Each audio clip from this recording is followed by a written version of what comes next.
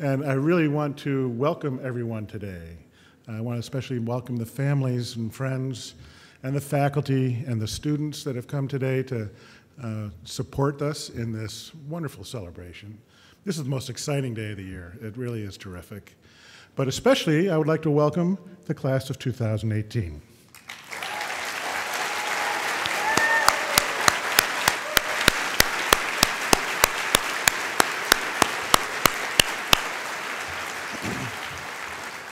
You know, as I watched them walk past, I was so jealous. I would give anything to have that kind of energy and vigor and good health and be about 50 pounds lighter. Oh, that would be great. It's just terrific to have you all here. And we are looking forward to spending time with you and helping you through 4 years because at the end of that 4 years, we'll have another ceremony just across the street called graduation. I'm looking forward to that with you. Today we welcome these students to the profession of medicine, and we provide them with a white coat, which is emblematic of the profession, which is more than just a job. It's a calling, it's a professional responsibility. And from this day forward, they should think of themselves as members of the physician community. They're beginning on a long journey, one that continues for many years through your practice till you retire, and beyond that, because people will continue to seek your guidance and assistance. And from this day forward, you've got a different status. You're now a medical student. People are going to look to you. Your relatives are going to start to ask you about rashes very soon if they haven't already. So we want to welcome you and get this started in the right way. Before we do, though, I'd like to make some introductions of some people that I think that everybody on the student side need to know, but I also would like the audience to meet these people, understand who they are and the role they play. Medical education is a team sport. There are a lot of people involved, and there are some team leaders here that I'd like to be able to introduce to you. And if you would, when I call your name, would you please stand and wave to people and let them know who you are so they can identify a face with your name? And this is not in order of how people are seated, so bear with me. But first, Dr. Lynn Cleary, who is Vice President for Academic Affairs. Next is Julie White, the Dean of Student Affairs. And a special round of thanks for Julie because it's Julie and her team that put this day together. So thank you, Julie. Next is Dr. Jennifer Christner, who is Associate Professor of Pediatrics and Associate Dean for Undergraduate Medical Education. Another illustrious member of the class of 1979, Dr. Bruce Simmons, who is President of the Medical Alumni Association. To his right is Dr. David Halloran, who is President of the Onondaga County Medical Society. I'll get that right. He is also the father of one of our favorite third-year students and all-around good guy. So, fourth-year student, excuse me, that's right. Dr. Paul Grover, Associate Vice President for Academic Affairs and Associate Dean of Continuing Medical Education. Dr. Raj Dave. Raj has a wonderfully important role for us. He is Dean of our Binghamton campus, and we thank him for coming up. Next is Dr. Larry Chen, who is Professor and Chair of the Department of Neurosurgery. And we're going to hear from Dr. Chen a little bit later in the program, but I'd like to really extend some thanks to him in advance because he's just done a phenomenal job developing a new program to support our students and our learning communities. This was his idea. It was embraced by a number of people. I know he'll give all the credit away, but I want to give him some credit for getting this started and working with Julie to get this moving ahead. So thank you very much. Next is Dr. Robert Silverman, Professor and Chairman of the Department of OBGYN, and we're going to hear from him a little bit more later. He is also leading one of our learning communities. Dr. Michael Iannuzzi, Professor and Chairman of the Department of Medicine. He is also leading one of our learning communities. Dr. Jim Greenwald, Professor in the Department of Family Medicine. And Jim is also the director of our RMED program, and I think many of you are aware of that. It's a wonderful program that gives students an opportunity to learn in small communities. It's a phenomenal program. Next, Dr. Robert Corona, Professor and Chair of the Department of Pathology. And two other people that are sitting up here, Tyler Underinner, class of 2017, one of the co-chairs. Tyler? And Julie Pelletier, also one of the co-chairs. Thank you, class. Thank you. So I'd like to give some special thanks, as I said, to the Onondaga County Medical Society and to the Medical Alumni Association for helping to sponsor today's event. A special thanks also to Chuck Simpson. Where's Chuck? Is he probably around doing something? He's in the back. Chuck has led this team to make it happen, and I want to thank you very much and the rest of the team. And also I would like to thank our students and faculty that have been helping with this. So we have a number of people that are going to share some thoughts with you today, and without further ado, I would like to proceed with the program. And I'd like to first introduce Dr. Gregory Eastwood, who's the interim president of Upstate Medical University.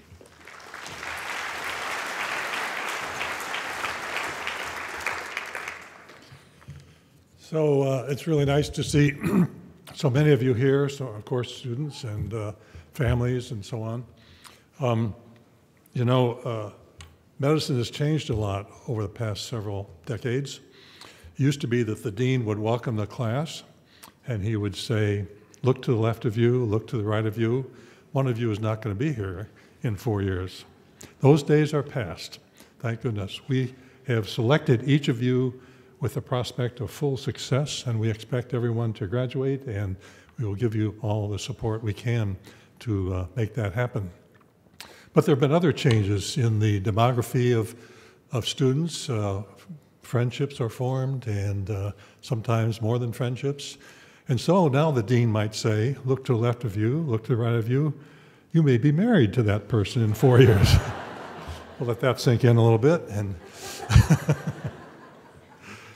the other thing I want to share with you is Eastwood's theory of when you become a doctor. You are beginning medical school now, and you are thinking that in 4 years you will be a doctor. But my theory is that you're a doctor when you commit to becoming a doctor. Then, of course, you have to do some things, of course. You might have to go to high school. You might have to go to college. Depends on when you make this commitment. You might have to go to medical school, residency, and so on. But it gets to the purposes of this event right now. This is a commitment to the profession and to being a physician. In several minutes, you will take an oath, and I think you all have a copy of that. The very first sentence of that oath says, as a physician in training, my patients will be my first concern.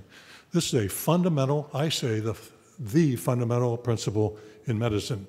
It's not a new one, by the way. It, as far as I know, was around before Hippocrates practiced medicine. That was 2,400 years ago. He stated it in a slightly different way. He said, the welfare and interests of the patient will be my first concern. That will provide the most satisfaction of your career if you can become focused on that. That also will be the source of conflicts and sometimes some distress, because you have interests of your own and of your family that might conflict with the interests of the patient. And we have to balance those as physicians. Also, and those are all legitimate interests. You may have some interests that conflict, which I think are not so legitimate. You may want to be promoted. You may want to make more money. You may want to, work for an organization that has different interests than the interests of the patient, and so on. And those are the things that you need to be aware of right from the beginning of medical school and, of course, throughout practice. So, in any event, if you remain true to that fundamental principle of attending to the welfare of the patient, you'll have a wonderful experience in life through your whole life. And let me tell you, Dr. Silverman and Dr. Duggan and I were reminiscing, as is the wont of people like us, and about our first day of medical school. And we each had our story, but I'll tell you, since that is in my long-term memory, that's going to be the last to go. So I'm welcome and good luck to everybody.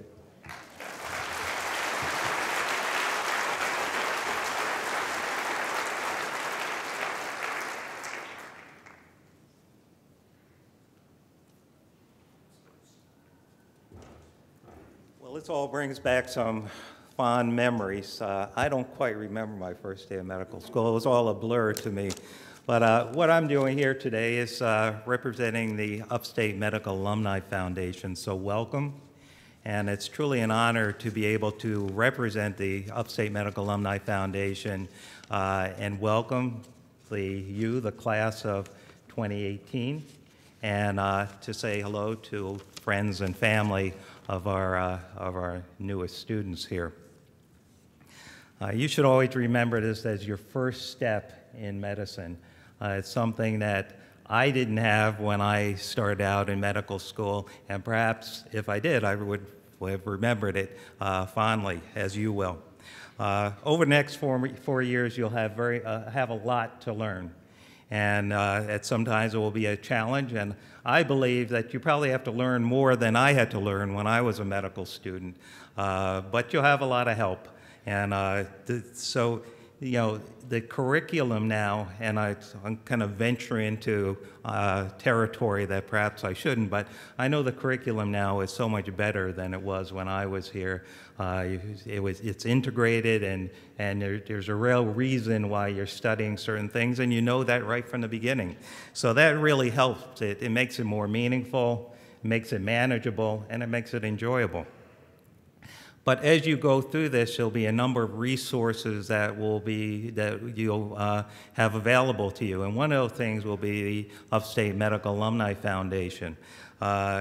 We make it our primary purpose to support students. Occasionally we put on a alumni reunion, but aside from that, it's a matter of supporting students. And we do that by providing study materials, providing stipends for educational opportunities, scholarships. We give scholarships every year, and that's all from the generosity of our alumni. And that's very important to us. So we want to welcome you right from the start into our Alumni Foundation and invite you to come by and see all of the people in the alumni office. There's free coffee there every day. You have to bring your own cup, but as long as you have a cup, you're good. And today, it's just great to be able to join with the Onondaga County Medical Society to welcome you into the profession. You know, as we move forward, we're going to try to engage you more and more in the Alumni Foundation, so you'll have a true bond when you leave here, and that you'll carry through your career and even beyond. So now what I'd like to do is to introduce Dr. David Halloran, President of the Onondaga County Medical Society, to say a few words. And please join me in a warm round of applause for the Medical Society, who provided the financial support and the white coats for this ceremony.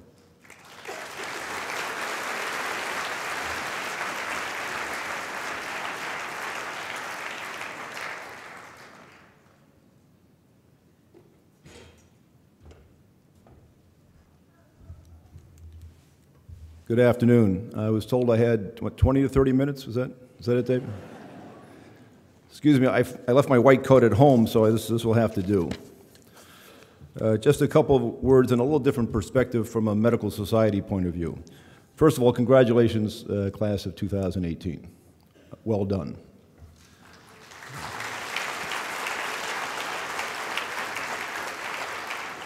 But again, this is just a starting line, not a finish line. You worked hard so far, you sacrificed, so you can spend the next 4 years working hard and sacrificing. Then you're going to get a residency and spend 3 to 7 years or more working hard and sacrificing. Then after that, you're going to spend the next 30 years plus working hard and sacrificing. And I was told you were the smart ones. So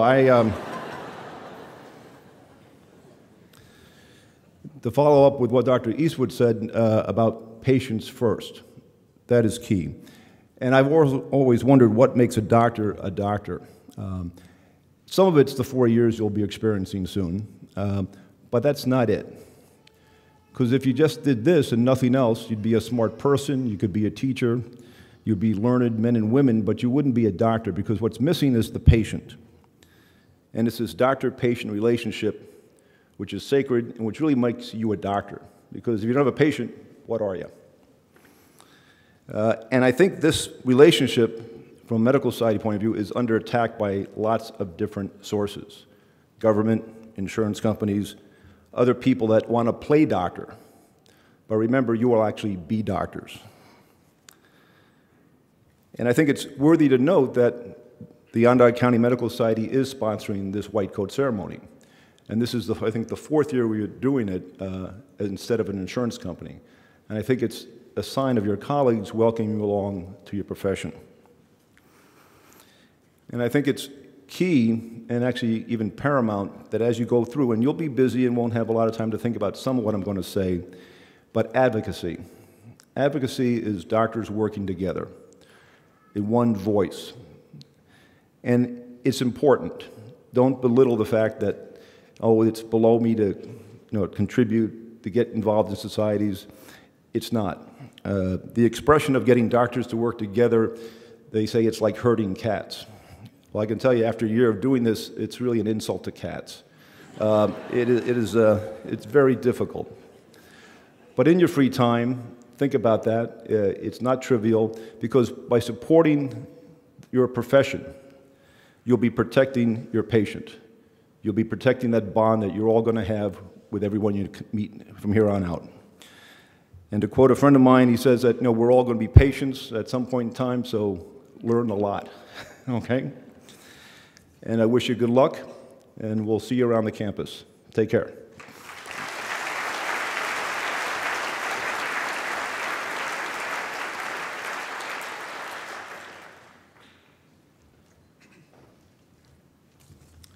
So one of the high points of the year for me is being able to request a member of the faculty to offer an address to the entering class. And the criteria for this is really quite simple. I want to have someone here who is a role model, who not only talks the talk, but really walks the walk, someone who exhibits those qualities of a fine physician. And this year, I'm delighted to introduce Dr. Robert Silverman as our speaker. Dr. Silverman, I'm going to embarrass for just a moment, and then let him come up and offer some words of wisdom.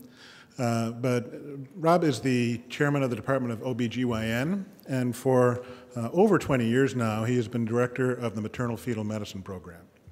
His career has been focused on improving the care of high-risk women who are pregnant.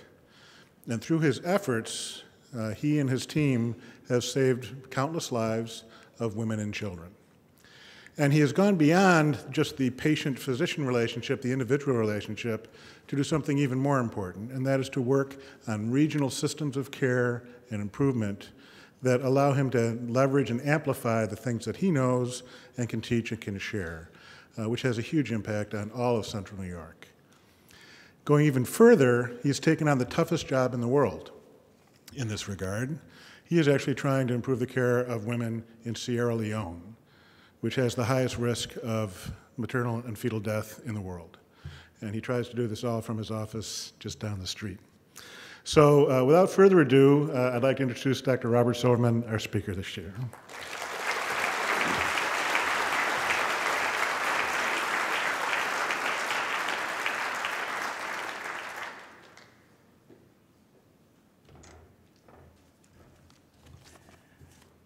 So I decided to start today with a talk and share with you my most embarrassing moment. Because as you go through as medical students, you will have embarrassing moments, and like all good stories, mine's going to involve a white coat. I was a medical student at the University of Illinois in Chicago, and we, in our first year, were developing our physical exam skills. And at the end of the first semester, we were sent out to hospitals to do physical exams and take histories. And I was assigned to Cook County Hospital, which is, for anyone who's ever seen any programs, a big, huge community hospital. And I went to the emergency room, was assigned to a patient in a room, went into the room, introduced myself, Mr. Jones, I'm Rob Silverman, I'm one of the first-year medical students. Mr. Jones was a very sick man who was an alcoholic that was going through DTs. And I sat down and I scooted up to him, and he leaned over to tell me something and promptly threw up all over me. My nice white coat, and my nice tie and everything else. So being a good medical student, I leaned over and threw up on him. And thus started my career in medicine. Needless to say, I survived this experience. I thrived, and I did actually complete medical school. So welcome to the profession of medicine. My hope is that your career will take off a little bit less exciting than mine did. I've had many opportunities over the years to really reflect on my decision to enter into the field of medicine and into OBGYN.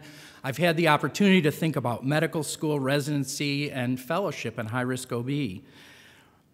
Realistically, medicine forms the foundation, and our clinical experience helped to develop the structure, and together they make us competent physicians.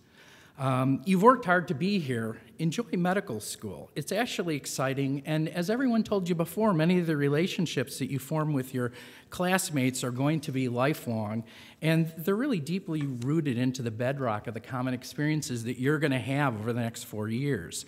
We all remember our first few days of medical school, the excitement, the anticipation, the feeling of accomplishment, the joy in finally starting on the path that we've worked so many days and hours and studied so hard to obtain. There also is a bit of fear, the worry about how we're going to learn everything that we need to know, worrying about our new classmates, being in a new school, wondering how we're going to measure up. And I'm here to reassure you that we all had these feelings. They're normal, and most importantly, they rapidly fade away. You're about to enter a profession where many have had really the desire to become physicians, but far few have succeeded to be in your shoes. And you currently are a medical school in the 16th oldest surviving medical school in the United States, and it was founded in 1834. We have a long-standing history. You're going to have experiences over the next 4 years that'll shape you into competent physicians. And you'll learn that not all that we do is saving lives, much of it is extending life and improving well-being. Some of you are going to become clinicians, some are researchers, some are going to choose the path of educators. We're here to help you, and ultimately, in the end, you will choose wisely. I chose OBGYN on a much more convoluted path than most people. In fact, it was the one field I was not going into when I started medical school. I knew that I hated it, and life does have a funny way of smacking you in the face. I actually put off my third-year rotation at OBGYN to the last rotation of my third year because I knew I was going to hate it, and I was going to be a plastic surgeon. After about 2 weeks on the rotation, I remember coming home and telling my wife that I was going into OB, and she looked at me and said, "But you hate OB." And I said, "I didn't get it. I get it now." And I told her it took me a little bit. What I thought I hated, strangely enough, is what was attracting me to the field. Patient contact, continuity of care, complex patient decisions and interactions, and rapid decision-making. I ultimately became a maternal fetal medicine subspecialist, dealing with complicated pregnancies, fetal diagnosis, performing in utero surgery. And who thought that would occur? And certainly not me on my first day of medical school. In my career as an OBGYN, I've seen the entire spectrum of emotions that can occur to people. And you begin to develop a profound appreciation for the human spirit. And overwhelmingly, I've been affected by a sense of wonder for what we can accomplish. As any parent in the audience can tell you, the singularly most memorable event in their lives has been the birth of their children, including you. Yet, interestingly, the most important event in the life of every person often goes unrecognized in the delivery room, and that is taking your first breath. And I've been privileged to be present for over 5,000 first breaths.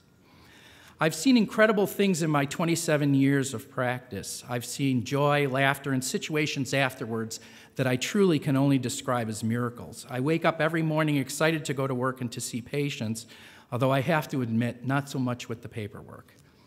As your career in medicine develops, there's several things that I wish for you. I wish for you to see the joy in a parent's face when they first see their baby's heart rate on an ultrasound.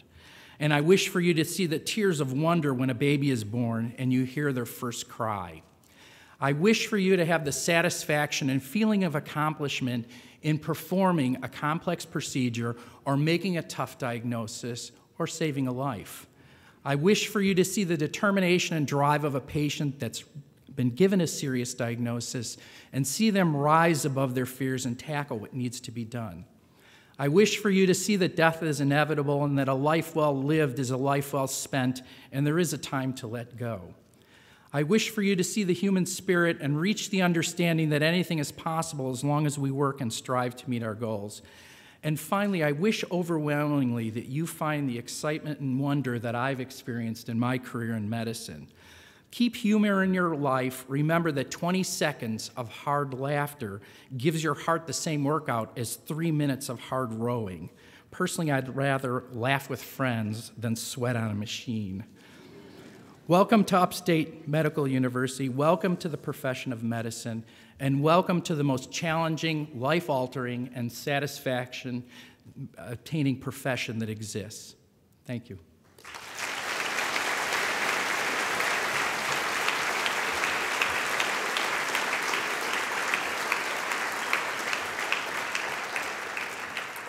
It's now my great honor to be able to introduce Dr. Larry Chen. Dr. Chen is a graduate of the University of Michigan Medical School. He completed his residency at neurosurgery at University of Southern California in Los Angeles. He's the chair of the Department of Neurosurgery, and he joined us from Boston University School of Medicine. He's a very prolific author. He's written over 100 articles, multiple book chapters. He's both an astute clinician and a scientist. So welcome to Dr. Larry Chen.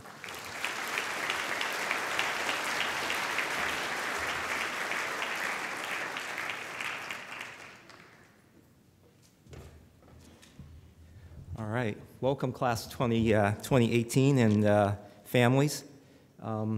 It's an honor to be here, as always. I think, being a part of medical school is really why we're physicians.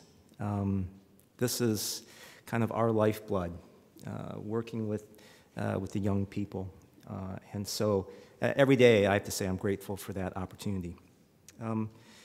I'm going to introduce to all of you this concept of the learning communities, which I think is a very dramatic shift in how maybe we're approaching the way that we want to work with students. I have to say there are two key people that are really responsible for making this come to fruition. The first is Dean Julie White. It's always easy to come up with the idea. You can just come up with the idea, but then someone has to actually make it work. And she did all the work. So, Julie, I think, amazing.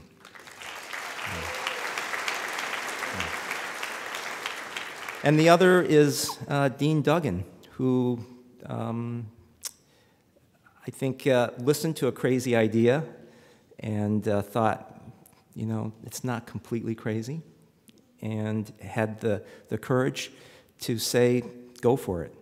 And I can't thank you enough for giving us the opportunity to do this, and for the students as well. So, Dean Duggan, thank you. So, what's a community? McMillan and Chavez describe 4 essential characteristics of an effective community. First is membership, so a sense of belonging. The second is influence, the idea that you can make a difference, that your active participation in a community has meaning and resonance. The third is fulfillment of individual needs. So you can't have a community that only serves a community. You have to get something out of it as well. And the last thing is having shared events and emotional connections. And I think that's something that you will find as you go through medical school, that those shared events and the emotional connections that you have with your fellow students are going to be some of the longest lasting memories, friendships, and influences in your life. I know that they are for me. I have special friends that went to medical school with me that have stuck with me over the years, and I think those are some of the most important bonds that you will ever make.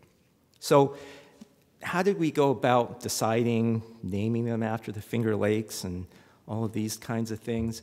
You know, we had lots of iterations. There was an idea of naming them after famous upstate physicians. The only trouble is someone would say, oh, did you really know what that person was like? You know, it's so, but I think the concept of the Finger Lakes is fantastic because it's really part of Upstate. It's what makes Upstate unique. It gives Upstate character.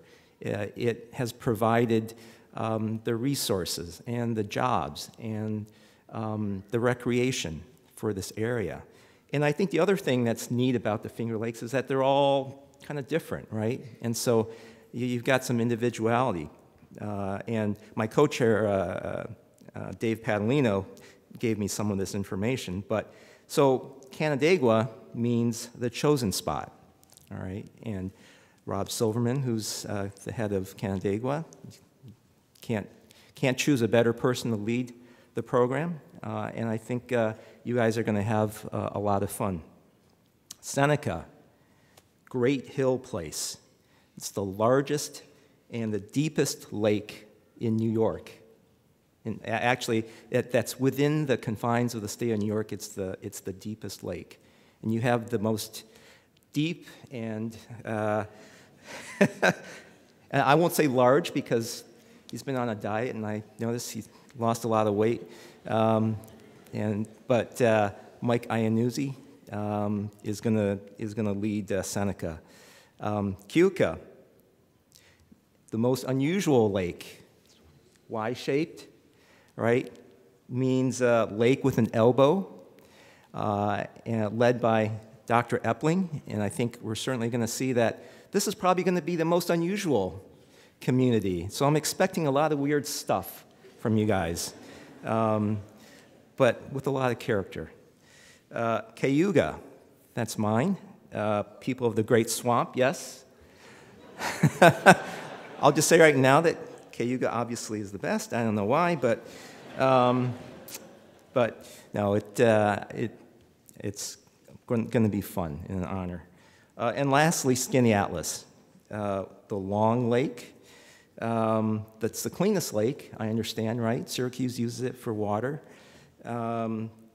William Henry Seward, who was governor, senator, secretary of state under Lincoln, called it the most beautiful body of water in the world.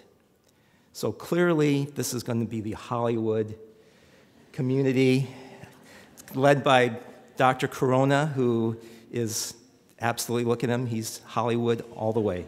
So I think these guys are going to be fun. So the setup for the communities is there's going to be a chair and a co-chair, and then you're going to have a basic science advisor. There's going to be someone from the student affairs office. There's going to be student advisors within each group. And really, the entire group is going to be advisors to each other. And I think the goals are going to be, we want frequent and positive interactions with the clinicians so that the students starting out early are going to get to meet doctors, all different kinds of doctors, and see what they're like, and maybe get a sense of understanding what it means to be a doctor. It's going to provide a way of giving some support. Not every student comes in with an automatic support system. Now I think you've got a little family right off the bat that you can identify with and that you can go to for advice, for support. The advice that the third years give the second years and the fourth years give the third years is by far the best advice. And I think that this is going to give you a framework for doing that. I think it's going to be a way of being able to introduce concepts that are sometimes difficult because you don't know where they go in the curriculum. Things like wellness, things like ethics. What does it mean to be a doctor? All of these intangibles doesn't work on a PowerPoint slide. It works by talking with your fellow students and other doctors, and really hearing the stories. And that's where you're gonna get that. You're gonna see interdisciplinary activity. You're gonna see internists working with OBGYNs, working with emergency room doctors, working with family medicine doctors. That's how medicine works. That's how a hospital works. That's gonna be the rest of your life. And I think that's gonna be a great way to model something that is really how we take care of patients. And I think the last thing is, I think it's going to be fun. We're going to have lots of fun. We're going to do some fun activities. We're going to have meetings. We're going to hopefully be able to really give back to the community, do some community service projects. So I think it's just going to be a great time. So I just want to end with kind of, I think, what is really the most important concept here. And we're talking about community and different communities, and we have Canandaigua, Keuka, Seneca, Cayuga, Skinny Atlas, all right? But the thing is that, you know, it's not really 5 separate communities. I mean, it's the 5 fingers of a hand, right? And so the community is really Upstate. And I think that that's what we want to really get from this, is that we're a community, and there are going to be differences and characteristics, and everyone's going to be a little bit different. But in the end, we have to come together, and I think this is going to be a great way to start doing that. So I want to thank you very much.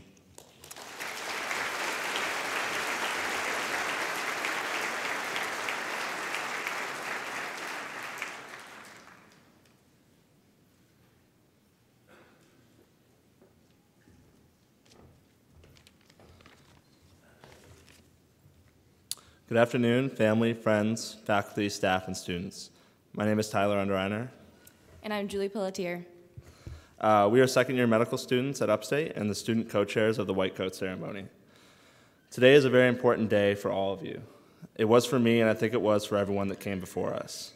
I'll be completely honest, I do not remember all of what last year's second-year speaker said. I think I was a little too nervous about putting on my white coat the wrong way or tripping on stage to pay full attention. However, every one of my family members recalls the speech. What I do remember, though, are the feelings and thoughts I had sitting in those same seats during this ceremony. For me, the White Coat Ceremony was all about coming to the realization that I was finally in medical school. As for all of us, being accepted into medical school is a long and complex process. There are months of studying for the MCAT, months of applying, and what seems like years of waiting. I received acceptance to Upstate late in the process and was, of course, very grateful. But I do not think the gravity of this achievement and attending medical school really hit me until I sat in those chairs with my white coat in hand. It was at this ceremony that I finally realized that I had accomplished my goal of becoming a medical student and had gotten one step closer to accomplishing my goal of becoming a physician. Today is a day to celebrate all of your accomplishments thus far, a day to reflect on everything and everyone that has helped you get to where you are right now, and a day to look forward to the future and be truly excited for the experiences that await you. I couldn't agree more with Tyler. White Coat Ceremony was one of the most striking moments for me as well last year, realizing that I was part of this unimaginable force of people and was being welcomed into a community of healthcare professionals. Every one of your classmates has a story from their past that has brought them here today. What inspired them to go into medicine? I encourage you to truly listen when you have the privilege of learning a fellow classmate's story. For some of us, the story may have taken place after college, after a career as an engineer or an EMT. For others, the story may have taken place when we were 8 years old, or the story may rather be a never-ending fascination for science and technology. I would like you to also keep an open mind throughout your experiences here at Upstate, as although the story has begun, it is not yet finished for any one of us. Maybe it's another event in our lives that guides us to our specialty, or a mentor that inspires us. Today, I would like to share part of my story. It starts with my grandfather, who suffered from dementia and being inspired to work with the geriatric population to combat the injustice and issues that often surround older adults. But as I said, this was merely the start. Last summer, I set off for school, beyond excited to start my career in medicine. A month into the experience, I was called home to say goodbye to my mother, who had been battling breast cancer for a number of years. She passed away shortly thereafter, and a year ago today, at my white coat ceremony, I sat where you are now, with another piece of my story in the books. The only way to describe the feeling was bittersweet, but I know that this story will shape me like all the others have, and I look forward to sharing the ending with you all. At this time last year, I knew that I was part of a community, something bigger than myself, something inexplicable. I want to welcome you all to this special community and remind you again how proud everyone here is of your accomplishments, and we look forward to seeing the story of your journey in medicine unfold over the next 4 years and beyond. And now Dr. Paul Grover, Associate Vice President for Academic Affairs and Associate Dean of Continuing Medical Education, will read the names of the first-year medical students.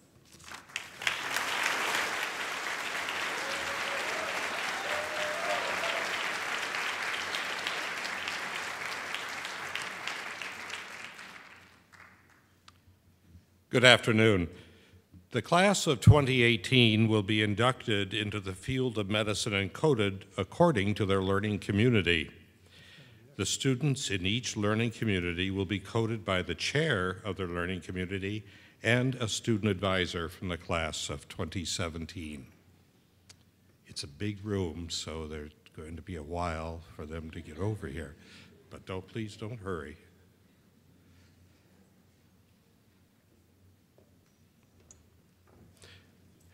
The first learning community to be coded will be the Onondaga community. Students will be coded by Dr. Robert Silverman and Ms. Caitlin Gardner.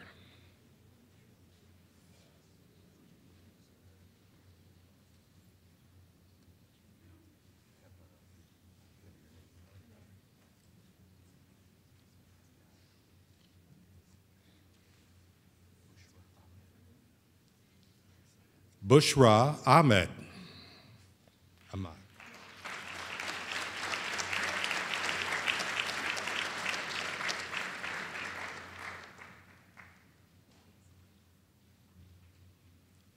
Omazana Ahmadi.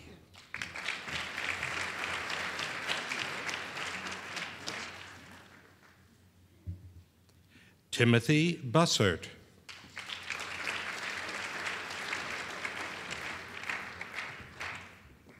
Brennan Chan.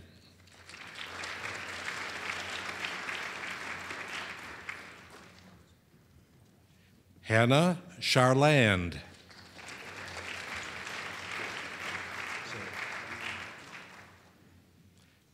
Fremlin Decky.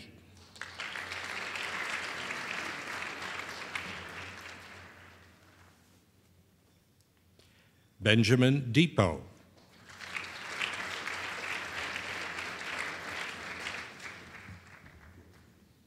Tristan Devine.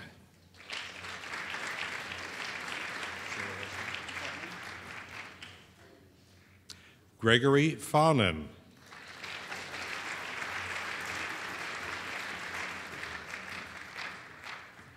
Zachary French.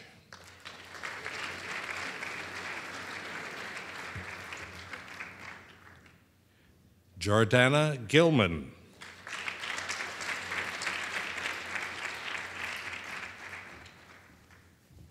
Sally Hartwick.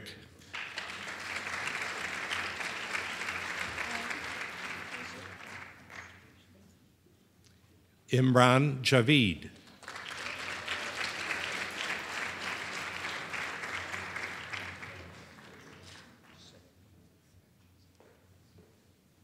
Jason Corellis.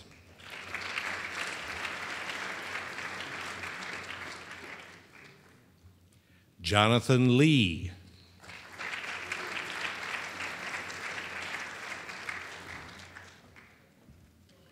Brian Leo.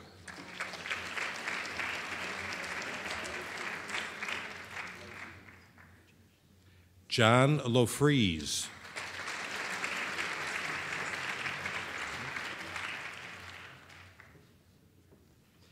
Marshall Mann.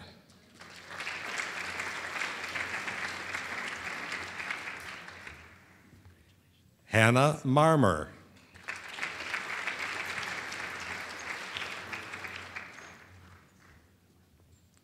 Akil Mia.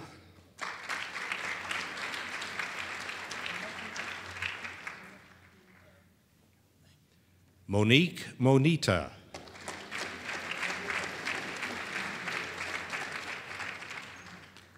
Christopher Nelson.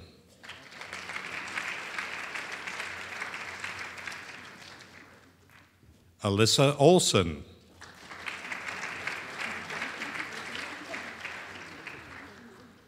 Abigail Phelps.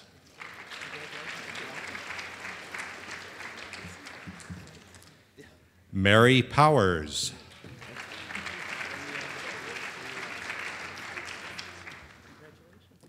Boris Ryaptsev.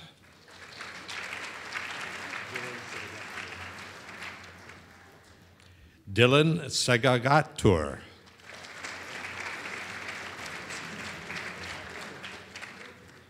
Eric Sun.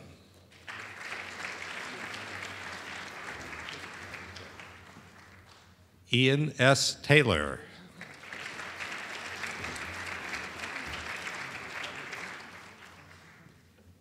Nico Agassi.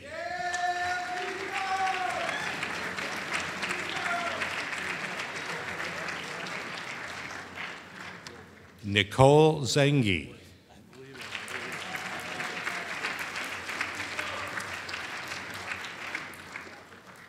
Thank you very much.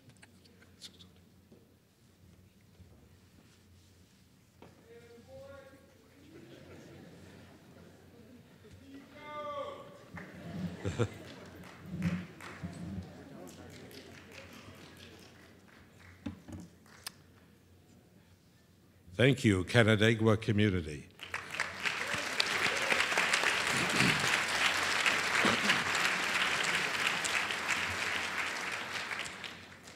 The Cayuga community students will now be coded by Dr. Lawrence Chin and Mr. Jason Eleguev.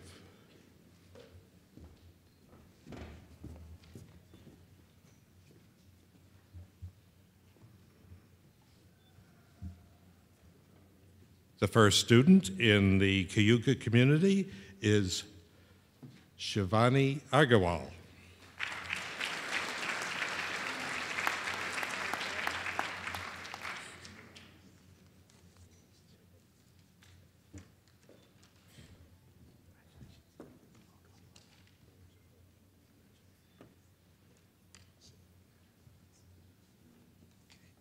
Akusya Aige.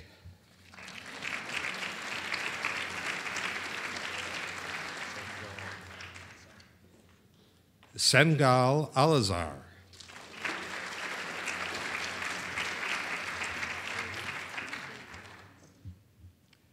Manu Arul.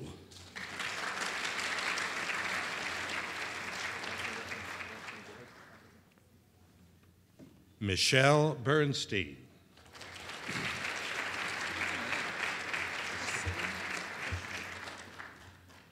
Vasily Bushnow.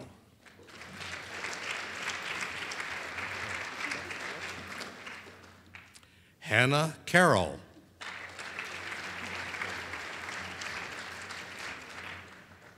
Danielle Davis.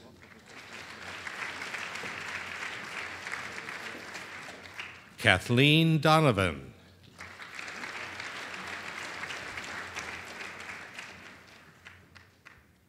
Justin Faulkner.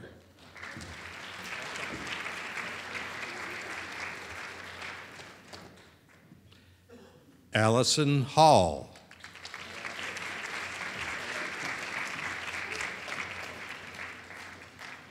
Syed Hassan.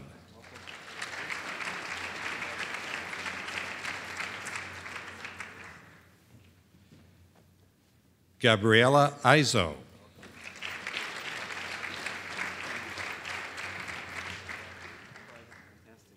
Thomas Kenya.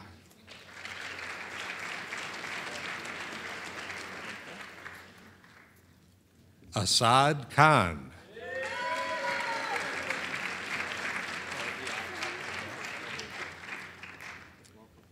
Benjamin Kress.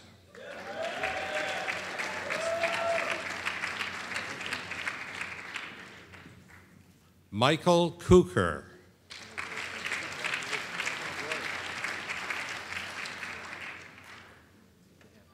Jennifer Liano.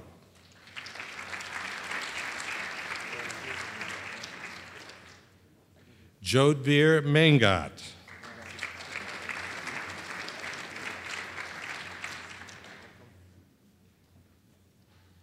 Steve Pamphile.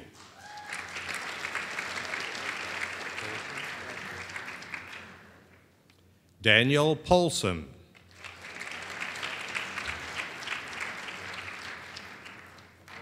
Noella Richmond.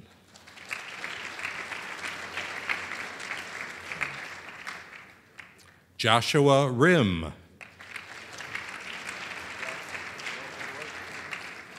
Matthew Ringer.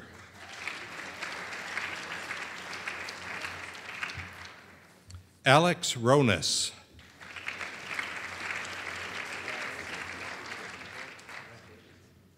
Daniel Santarcieri.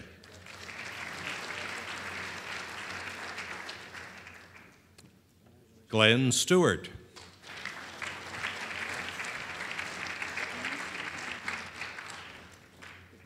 Anissa Thanakal.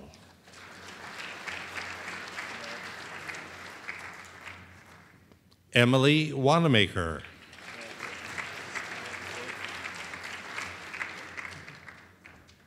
Scott Wyden.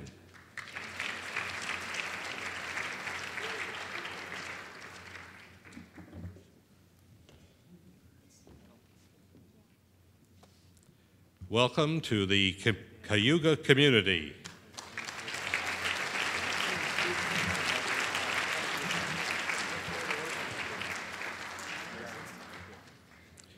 Cayuga community students will now be coded by Dr. James Greenwald and Mr. Ian Kratzy.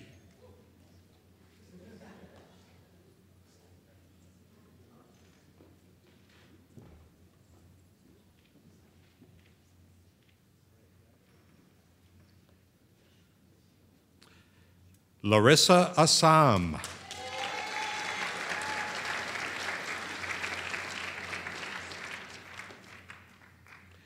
Jason Odlin.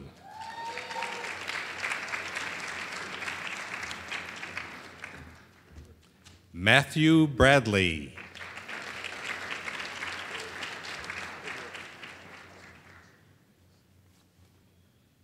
Benjamin Casola.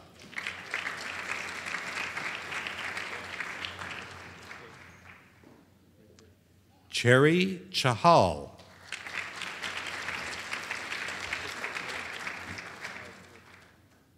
Corey Chase.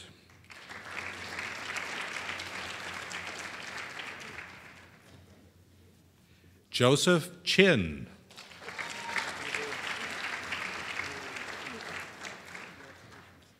Catherine Conway.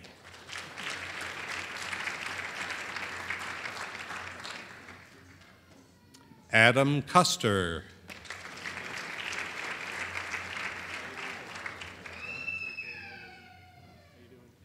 Jacqueline Dollard.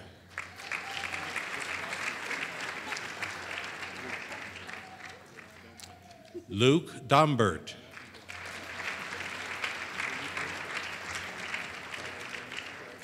Aluko Gift.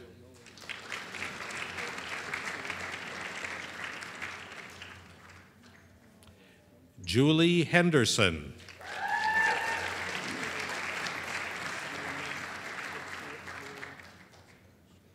Sankarsh Jetty.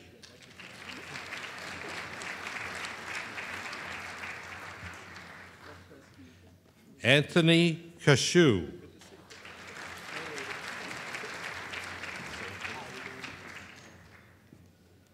Alexander Krugloff.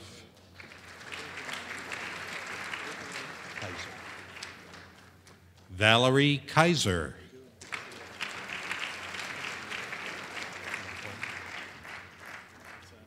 Philip Lacombe.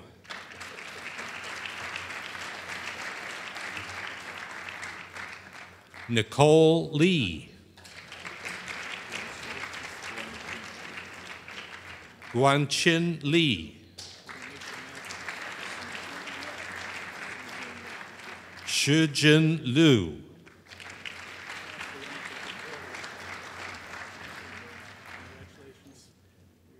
Zachary Mashaw.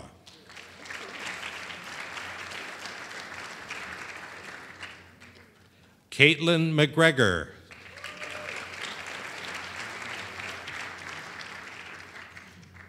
Gamal Mohammed.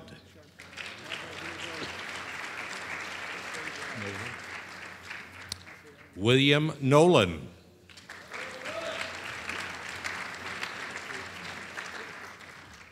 Eric Reed.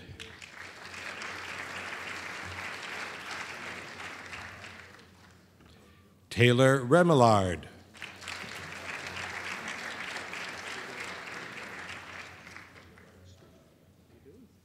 Gabriela Sanchez Bravo.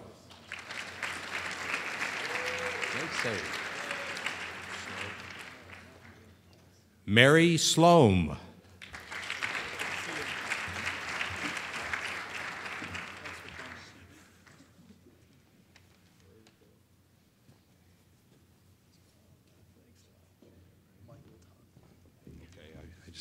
Michael Tomsey.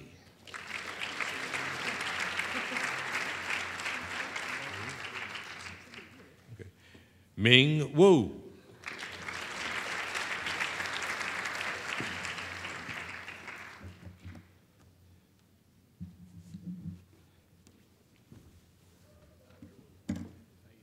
Thank you, Keuka Learning Community.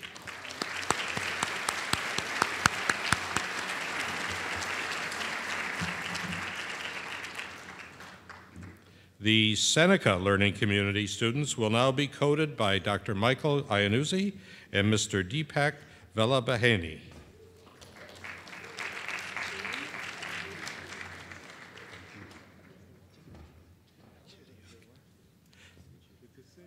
Jane Acuti.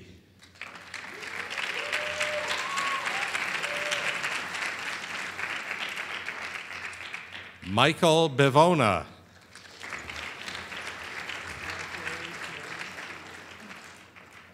Peter Cristiano.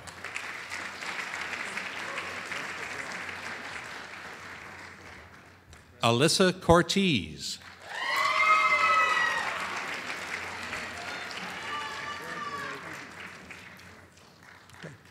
Anudaria Dean.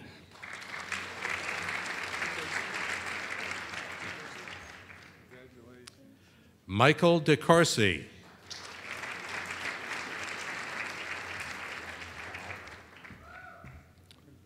Raymond Dahl.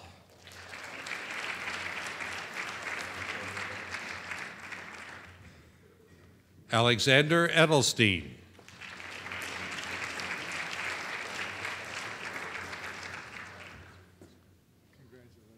Melissa Espert.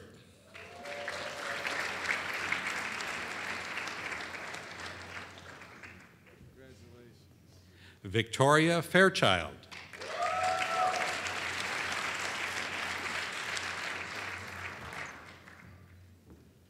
Kyle Hagenboo.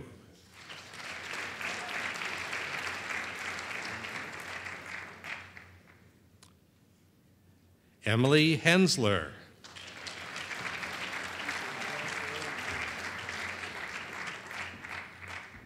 Kathleen Isles.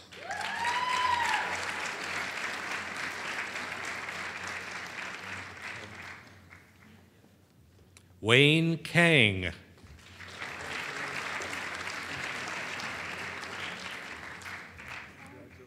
Benjamin Ketchen.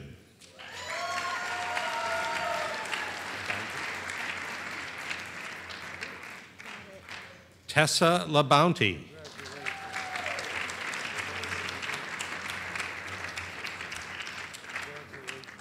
Matthew Lavasser.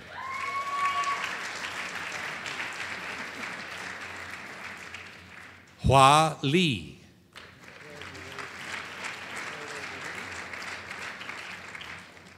Cody McGee.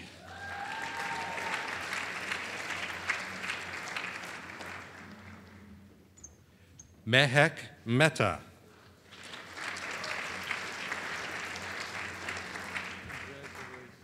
Donald Moore.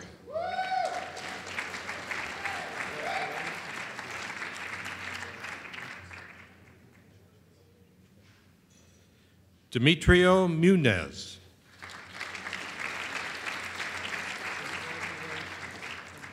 Mackenzie Neggers.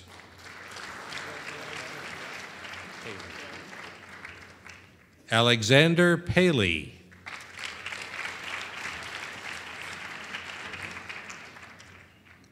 Sarah Rabis.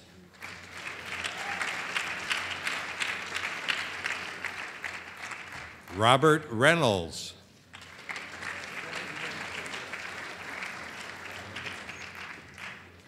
Ryland Richards.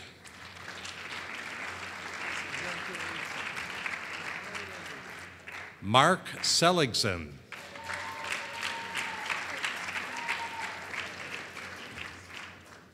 Caitlin Staring.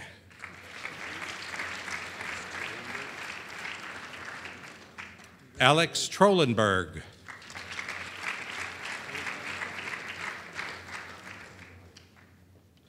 Haitham Wadi.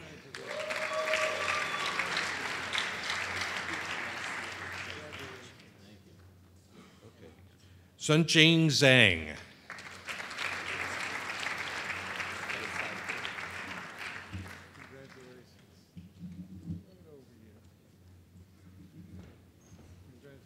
Welcome to the Seneca Learning Community.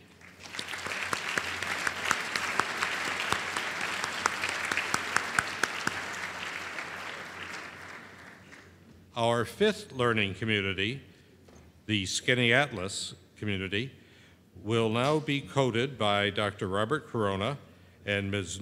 Noor El-Hurda Sarawi.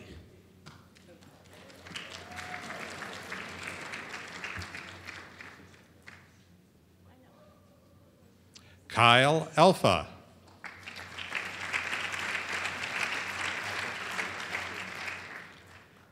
Michael Apple.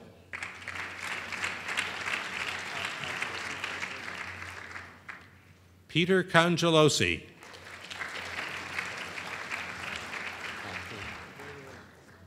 Michelle Coughlin.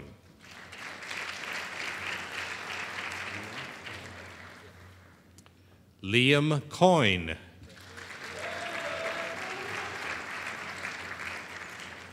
Jared Deck.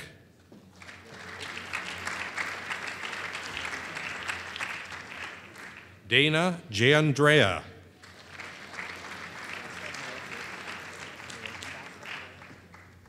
Vasil Hareya.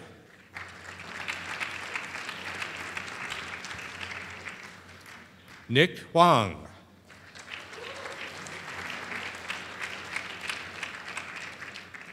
Melanie Hunt.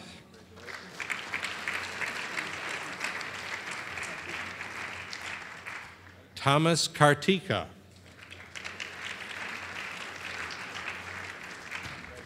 Diane Kim.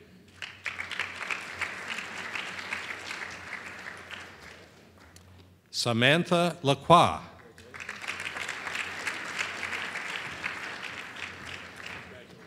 Jordan Levy.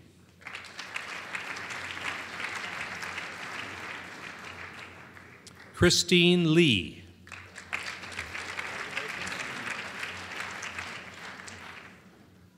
Jia Yi Ma.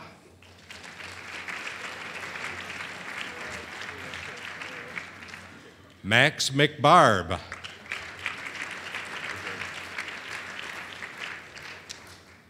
Matthew McGurk.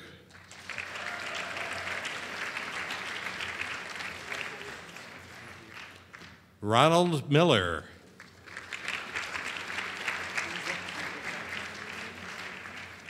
Hamza Murtaza.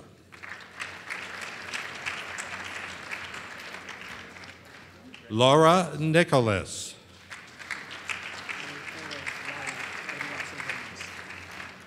Adekore Wale Adelet Williams.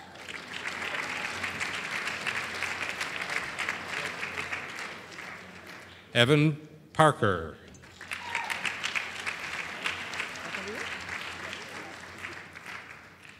Marielle Rabowski.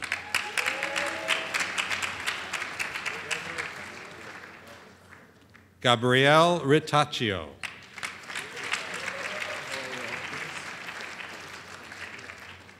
Christopher Robles. You're in the book. Stephen Smith.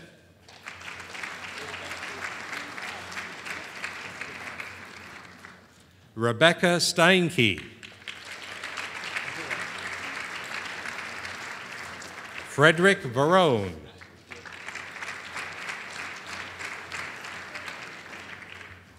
Kevin Wang.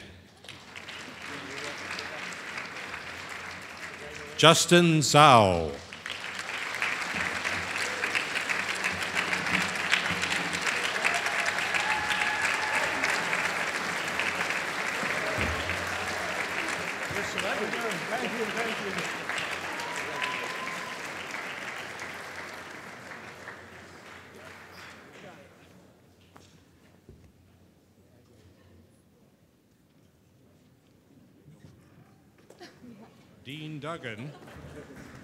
Dean Duggan will now present the oath to the class of 2018.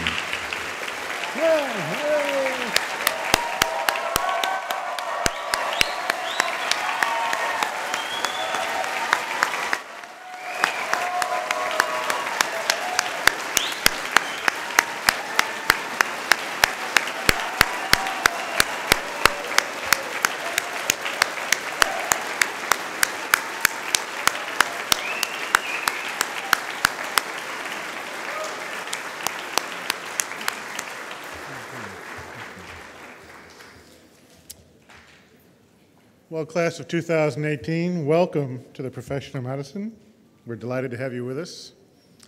This is the first step in a long journey, as I said, and you will need to make certain milestones. You'll need to pass some tests. You're good at that already, right? You've done that. You'll need to complete some training. And when all that is said and done, the state will give you a license to practice medicine. But you need to do more than that, because none of you aspire to just the basic minimal level of what it takes to practice. You're all aspiring to become a physician who's dedicated their life to the care of others who are vulnerable and in need. It's been traditional that the physicians in graduation, or often now in white coat ceremonies, proclaim that in an oath, and hearkening back to the words that Dr. Eastwood said earlier today. This is a promise that you make to go beyond the bare minimums necessary and to commit yourself to doing the best you can for your patients. So this is something far more important than a license.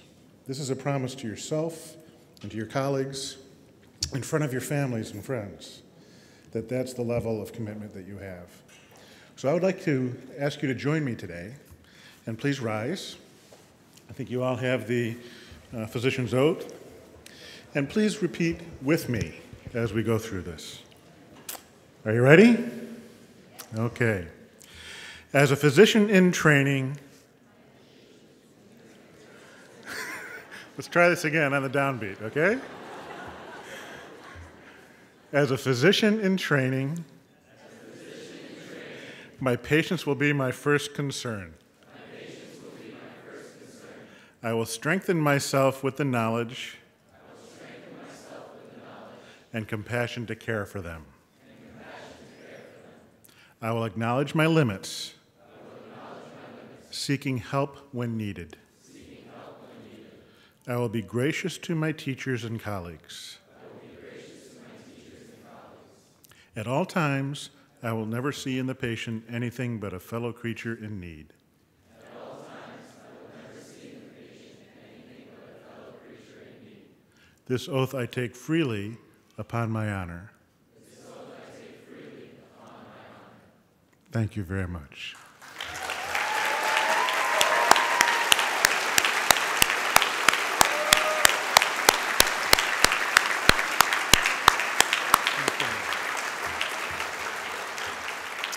Please have a seat now.